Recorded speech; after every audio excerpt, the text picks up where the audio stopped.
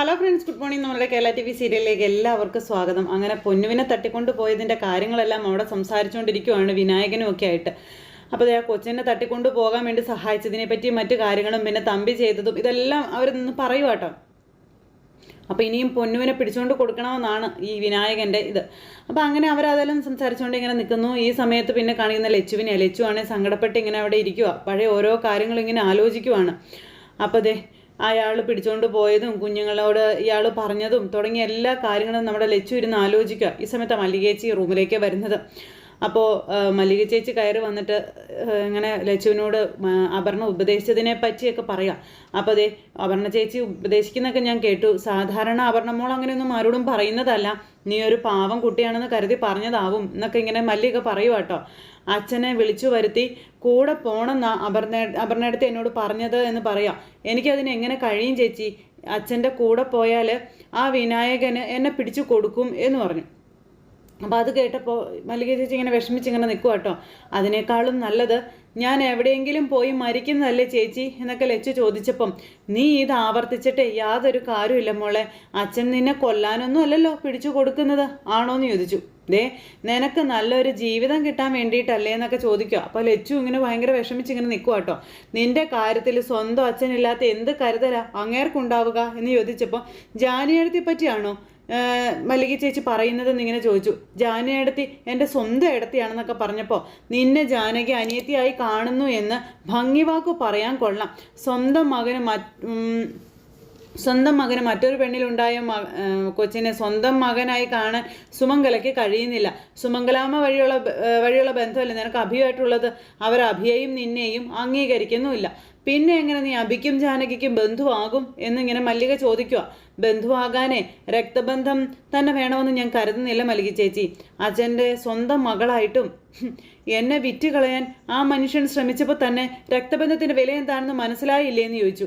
അത് ഞാൻ അറിഞ്ഞതാണെന്ന് ചേച്ചി എന്നും പറഞ്ഞു. മല്ലികയോട് ലച്ചുവും തിരിച്ചു നിന്ന് ഇങ്ങനെ പറയുക കാര്യങ്ങളൊക്കെ. അപ്പോൾ ഇതൊക്കെ കേട്ടപ്പം ഇവള് ഞാൻ കരുതുന്നത് പോലെയൊന്നും അല്ലല്ലോ, അയ്യോ എന്ന് മല്ലിക ഇങ്ങനെ മനസ്സിൽ ചിന്തിക്കുക. ജാനിയടത്തിയെ പറ്റി അപർണയടത്തി പറഞ്ഞതൊക്കെ ഞാൻ കേട്ട് നിന്നേ ഉള്ളൂ എന്നും അതൊരിക്കലും എൻ്റെ മനസ്സിൽ തറഞ്ഞിട്ടില്ല എന്നും പറയാം. എനിക്കറിയാം ജാനിയടത്തിയുടെ മനസ്സെന്താണെന്ന്. എന്നെ രക്ഷിക്കാൻ വേണ്ടി മാത്രമാണ് അഭിയേട്ടനെയും ജാനിയടത്തിയും മൂന്നാറിൽ വന്നത് എന്നും പറഞ്ഞപ്പോൾ, എന്നിട്ടിപ്പോൾ എന്തായി മോളെ?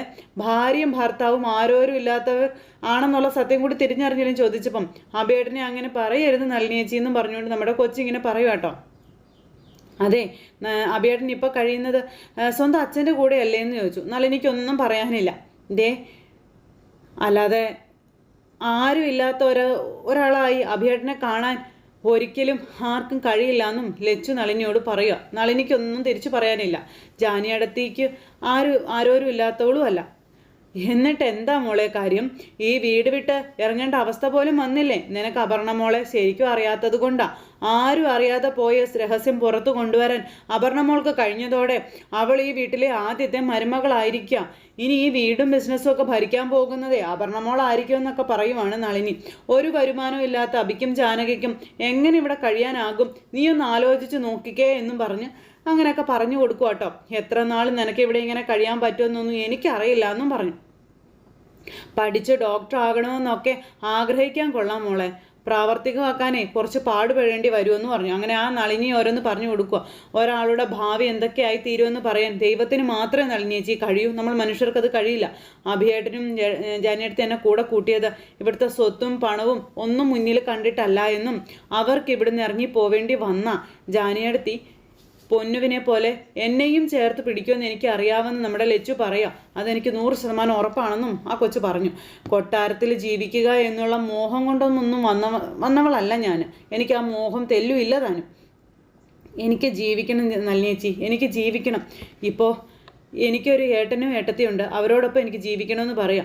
ചേച്ചി ഇതൊക്കെ അപർണയടുത്തോട് പറയും എന്നുള്ള കാര്യം എനിക്ക് 100% അറിയാവുന്നും ലച്ചു നളിനിയോട് പറയുക. നളിനി പെട്ട് നിൽക്കുക കേട്ടോ. ഇങ്ങനെ നളിനി ആകെ ചമ്മിപ്പോയി. നളിനി എന്നിട്ട് ഇറങ്ങിപ്പോയപ്പോൾ നമ്മുടെ ലച്ചു ഇങ്ങനെ വിഷമിച്ച് അവിടെ നിൽക്കാം. ഇതെല്ലാം കഴിഞ്ഞതിന് ശേഷം പിന്നെ വക്കീലിനെയാണ് കാണിക്കുന്നത്. വക്കീൽ ഇന്നലെ വരെ പറഞ്ഞതൊന്നും അല്ല സത്യമെന്ന് ഇന്നിപ്പോൾ കാലം തെളിയിച്ചുകൊണ്ടിരിക്കുകയാണെന്ന് പറഞ്ഞ് അജയോട് നിന്ന് പറയും. അജയ്ക്ക് ഇതൊക്കെ മതിയല്ലോ കേൾക്കാനായിട്ട്, പിന്നെ പ്രശ്നങ്ങൾ ഉണ്ടാക്കാനായിട്ടും.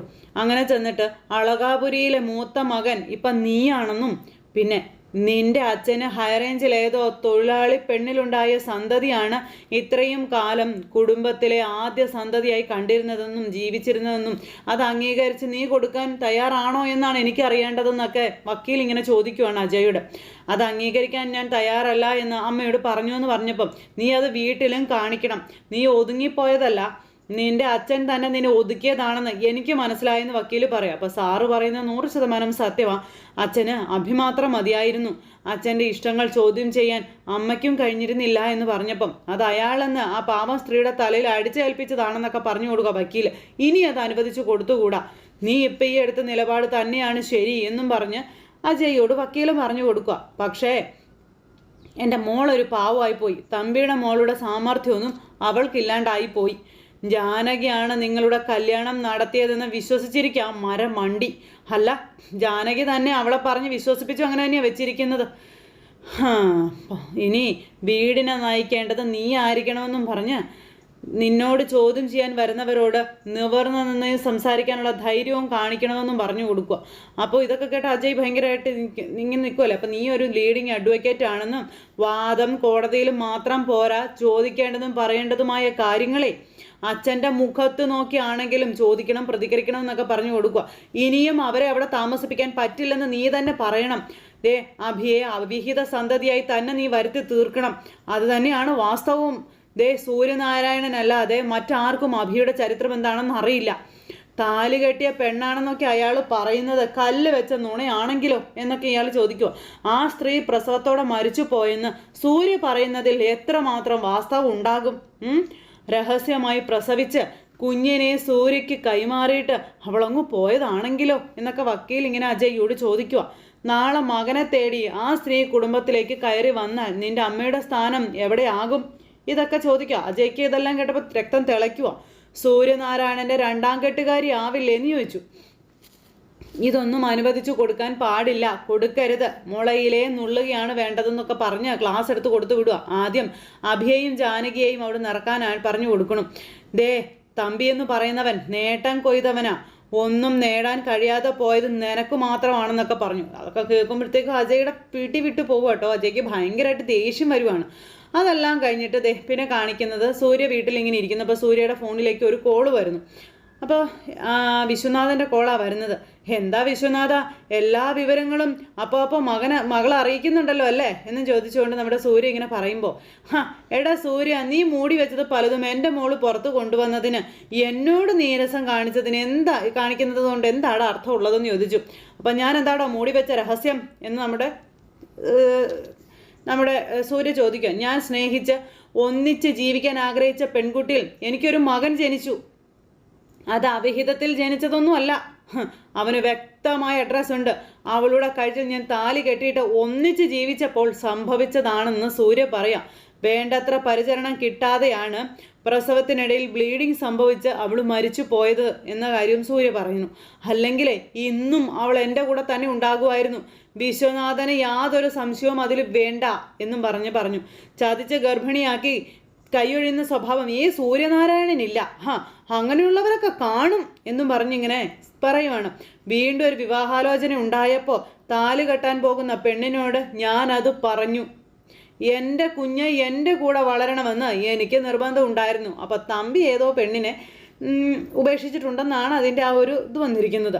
അപ്പം നിനക്കതിന് സമ്മതമാണെങ്കിൽ ഞാനതിന് കല്യാണത്തിന് തയ്യാറാണെന്ന് പറഞ്ഞതുകൊണ്ട് തന്നെയാണ് എൻ്റെയും പ്രഭയുടെയും വിവാഹം നടന്നത് എന്നും സൂര്യ പറയുവാണ്. അവൾ അവനെ സ്വന്തം മകനെ പോലെ തന്നെയാണ് വളർത്തിയത്. ഇതിലിപ്പോൾ ഇത്ര രഹസ്യം പറയാൻ എന്താ ഉള്ളത്? ആരെയും ഞാൻ ചതിച്ചത് ഒന്ന് പറയാൻ പറഞ്ഞു സൂര്യ. ഒന്നും പറയാനില്ല കൂട്ടുകാരന്. ഇനി അഭിയുടെ കാര്യത്തിൽ അവൻ പ്രഭയുടെ മകനല്ല എന്ന് ഒരു ബാഡ്ജ് എഴുതി ഞാൻ അവൻ്റെ കഴുത്തിൽ തൂക്കണമായിരുന്നു എന്ന് ചോദിച്ചു. എടായി അപർണ ഈ സത്യങ്ങളുടെ പിന്നാലെ പോകാൻ കാരണം നിന്റെ അമ്മ സുമംഗലാമ്മ തന്നെയാണെന്ന് അന്നേരം തമ്പി പറയുക. അഭിയെ സംബന്ധിച്ചെടുത്ത് വലിയൊരു രഹസ്യമുണ്ടെന്നറിഞ്ഞാൽ ആദ്യം സംശയിക്കുക അവൻ്റെ അസ്തിത്വത്തെ തന്നെയാടാ. അവൾ അതിൻ്റെ പിന്നാലെ പോയി എന്നുള്ളതേ ഉള്ളൂ എന്ന് പറഞ്ഞപ്പോൾ നല്ലതാടോ. എനിക്ക് കൂടെയുള്ളവരുടെ മുഖങ്ങൾ ദൈവം എനിക്ക് കാണിച്ചു തന്നല്ലോ. അതിലെനിക്ക് നിന്റെ മകളോട് ഒരുപാട് നന്ദിയുണ്ടെന്ന് പറഞ്ഞു. പക്ഷേ നീ ആ എസ്റ്റേറ്റും റിസോർട്ടും ഒക്കെ അഭിയുടെയും ജാനകിയുടെയും പേരിൽ എഴുതി വെച്ചത് ശരിയായ നടപടിയല്ല. അതാണ് നീ ചെയ്ത ചതി. നിനക്ക് പണി കിട്ടിയത് അവിടെയാടാ സൂര്യ എന്നിങ്ങനെ പറഞ്ഞപ്പോൾ, അല്ല എനിക്ക് കിട്ടിയ പണി എന്താണെന്നും കൂടി വിശ്വനാഥനൊന്ന് പറഞ്ഞ് ഞാനതൊന്ന് കേൾക്കട്ടെ. എടാ, സ്വന്തം ഭാര്യയുടെ മുന്നിൽ പോലും നീ ഒറ്റപ്പെട്ടു പോയില്ലെന്ന് ചോദിച്ചു. അതിനുശേഷം നിന്റെ മുന്നിൽ പ്രഭാവതി വന്നിട്ടുണ്ടെന്ന് ചോദിച്ചപ്പം, വിശ്വനാഥൻ നീ എന്താ കരുതിയത്? പ്രഭയും ഈ മക്കളും എല്ലാം ചേർന്ന് എന്നെ ഒറ്റപ്പെടുത്തിയെന്ന് കരുതി സൂര്യനാരായണൻ മുറി അടച്ചിരുന്ന വിധിയെ പഴിക്കുകയാണെന്നോ? എൻ്റെ വിധിയെ ഞാൻ പഴിക്കുന്നുണ്ട്. ഈ ഒരു വിവാഹം കഴിച്ചതിൻ്റെ പേരിൽ ഞാൻ സ്നേഹിച്ച പെണ്ണിന് ജീവിതം കൊടുക്കാൻ കഴിയാതെ പോയതിൻ്റെ നൊമ്പരമാണ് ഞാനിപ്പോൾ അനുഭവിക്കുന്നത് എന്നും അതാണിപ്പോൾ എൻ്റെ ഏകാന്തതയെന്നും സൂര്യ പറയുവാണ്. ഞാൻ അവളുടെ വേർപാടിൻ്റെ വേദനയിലാണോ ഇപ്പോൾ ജീവിക്കുന്നത്, അതറിയുന്നത്, അല്ലാതെ പ്രഭാവതിയെയും മക്കളെയും ഓർത്തിട്ടല്ല എന്നും പറഞ്ഞിങ്ങനെ പറഞ്ഞപ്പോഴും തമ്പി ചിരിക്കുക നിന്ന് കളിയാക്കി.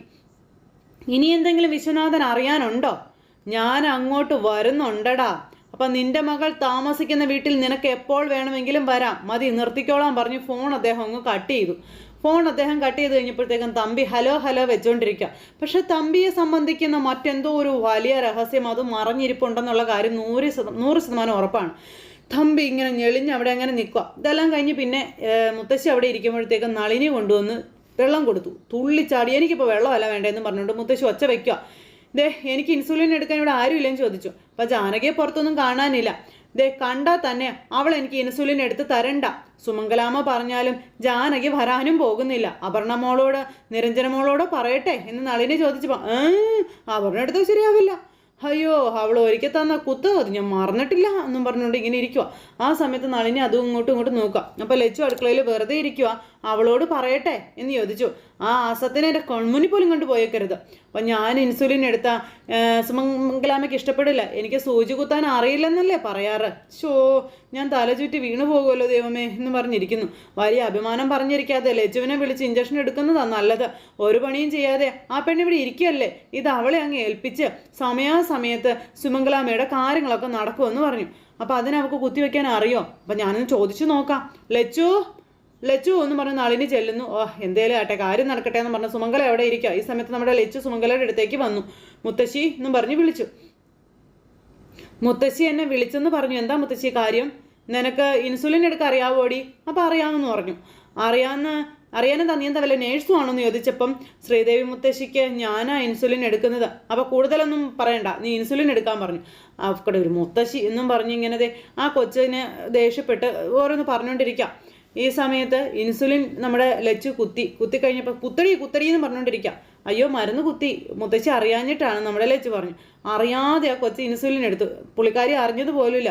ഇനി സമയം പറഞ്ഞാൽ മതി, എന്നും ഞാൻ കൃത്യസമയത്ത് വന്ന് മുത്തശ്ശിക്ക് ഇൻസുലിൻ എടുത്തോളാം എന്ന് പറഞ്ഞപ്പോൾ, ഉള്ള കാലം മുഴുവൻ ഇവിടെ കഴിയാമെന്നാണോ നീ വിചാരിച്ച് വെച്ചിരിക്കുന്നത് എന്ന് മുത്തശ്ശി ലച്ചുവിനോട് ചോദിക്കുക.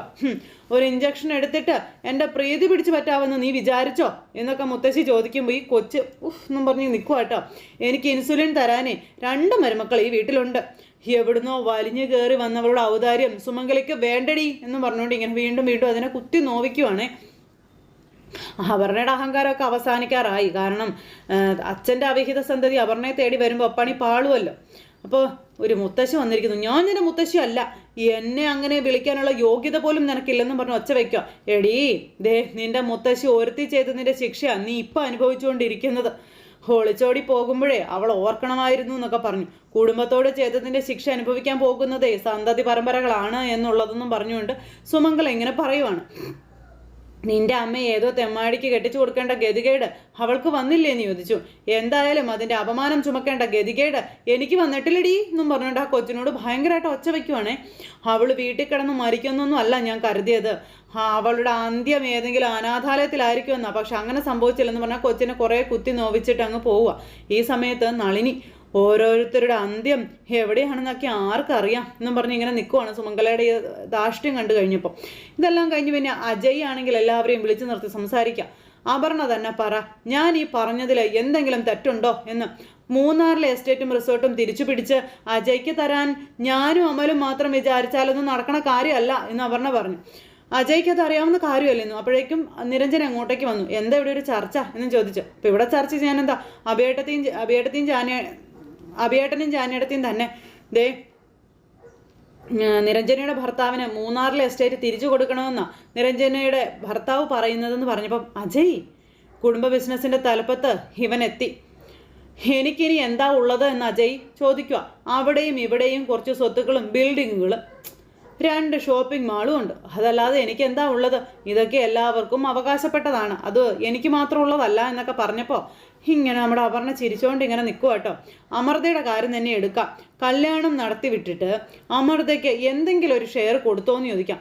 ശരണ എങ്ങനെയുള്ള ആളും ആയിക്കോട്ടെ, അവൻ്റെ സ്ഥാനത്ത് മറ്റൊരാളായിരുന്നെങ്കിലേ എന്നേ കണക്ക് പറഞ്ഞ് അവകാശമൊക്കെ മേടിച്ചുകൊണ്ട് പോയേനെ എന്ന് അജയ് പറയുമ്പോൾ, അജയ്ക്ക് എൻ്റെ വീട്ടിൽ നിന്നൊന്നും കിട്ടിയില്ലല്ലോ, പിന്നെ എന്തിനാ ഇപ്പം ഈ കണക്ക് പറച്ചില്ലെന്ന് നേരം ചോദിക്കുവാണേ. അത് നീയും അപർണയും ഒറ്റ മോളായതുകൊണ്ടല്ലേ എന്ന് ചോദിക്കണു അജയ്. അപ്പോൾ ഏട്ടാ, അഭിയേട്ടനും അല്ലെങ്കിൽ ഏട്ടത്തിയും അച്ഛന് കൊടുത്ത വാക്ക് പാലിക്കാൻ എന്നെ CI കസേരയിൽ പിടിച്ചിരുത്തിയെന്ന് മാത്രമേ ഉള്ളൂ. ബിസിനസ് എൻ്റെ പേരിലൊന്നും അല്ലല്ലോ എന്ന് അമൽ പറഞ്ഞു. ഏത് സമയത്തും ഒഴിയാൻ ഞാൻ തയ്യാറുമാണ്. നിനക്ക് ആ കസേരയിൽ ഇരിപ്പ് ഉറപ്പിക്കണമെന്ന് ആഗ്രഹം ഉണ്ടെങ്കിൽ എനിക്ക് ആ 3 എസ്റ്റേറ്റ് കിട്ടിയിരിക്കണം. ഇക്കാര്യത്തിൽ നിങ്ങൾ 2 പേരും എന്നോടൊപ്പം നിന്നേ പറ്റൂ. ഇത് നമ്മൾ 2 കൂട്ടരും ചേർന്നുള്ള അഡ്ജസ്റ്റ്മെൻ്റ് ആയിരിക്കണമെന്ന് പറഞ്ഞു. അങ്ങനെ അപർണയെ അജയ് വെല്ലുവിളിക്കുക. അപ്പോൾ 3 എസ്റ്റേറ്റ് അച്ഛൻ റദ്ദ് പതിപ്പിക്കുമെന്ന് പോലും അറിയില്ല. അജയ് 1 മുഴം മുന്നേ അറിഞ്ഞതാണെന്ന് ആർക്കാ മനസ്സിലാവാത്തത് എന്ന് അപർണ. കിട്ടിയ ഊട്ടി എന്ന് പറയുന്നത് പോലെ അല്ലേ എന്നും ചോദിച്ചു. അങ്ങനെ അപർണയും നമ്മുടെ അജയും കോർക്കുകയാണ് മക്കളെ ആ വീട്ടിൽ. അജയ് ഇങ്ങനെ അതൊക്കെ കേട്ടിട്ട് ഇങ്ങനെ പുച്ഛവും പരിഹാസവും നിറഞ്ഞൊരു ചിരിയോടെ ഇങ്ങനെ നിൽക്കുന്നിടത്ത് ഇന്നത്തെ കഥ അവസാനിച്ചിട്ടുണ്ട്. അപ്പോൾ എല്ലാവരും കാണണേ. എല്ലാവർക്കും നല്ലൊരു ദിവസം ആശംസിക്കാം കേട്ടോ.